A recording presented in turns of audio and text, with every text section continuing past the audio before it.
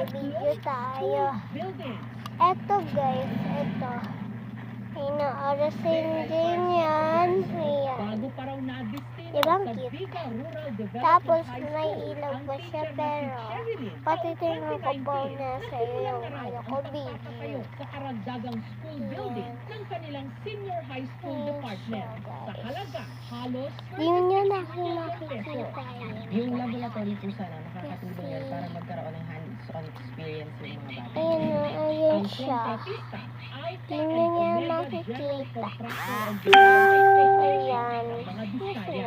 Pero sa hindi raw malinaw na Ito guys, nagdudul pa kami kasi ng Jessica. So, ha? Alam niyo ba yun? Tingnan nyo, yung building po, ang makikita nyo lang doon ay Alam niyo ba yun? yung dita po, saka po mga poste.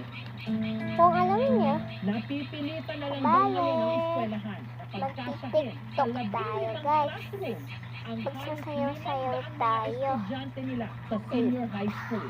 Siyempre po, Saan na ba yung anak ko? experience ng mga bata. Kasi Mimiya, limitado po guys, yung kaya lang yung ibigay ng eskwelahan. Basic necessity na dapat binibigyan ng gobyerno ang Di pa ako classroom. nakaset na. Hindi na mangyayari. Particularly yung mga Guys, nakaset na ako. Agaw Pansin ng Higmoto Rural Development High School.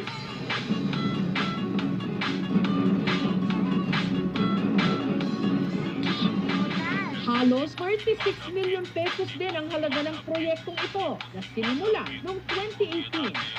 Ang kontratista, parehong kumpanya ng mga Biskaya. malaking epekto rin po kasi kung natapos po yan na building na yan, malaking tulong sa kakulangan ng classroom. Yung mga bakal, kinakalawang na at yung halog na ay malambot na. Yung hagdan, may mga halaman na tumubo na. Yung mga gamit ng school, dito na nakalagay. Marami na talagang lumot siya.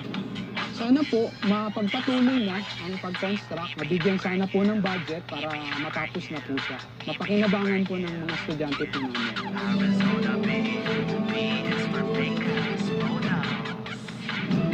Hiningi namin ang panig ng mga Biskaya tungkol sa mga proyekto nila sa Binyan, Laguna, sa Santa Maria, Bulacan, at sa ilang mga bayan ng Catanduanes. Pero tumanggi munang magbigay ng anumang pahayag ang kanilang kampo. Sa pagkakabuking sa mga maanumalyang proyekto, lumalakas din ang panawagan para sa malinis So at guys, tapat na ito lang yung part natin. Bye-bye Kung hindi po ako guys.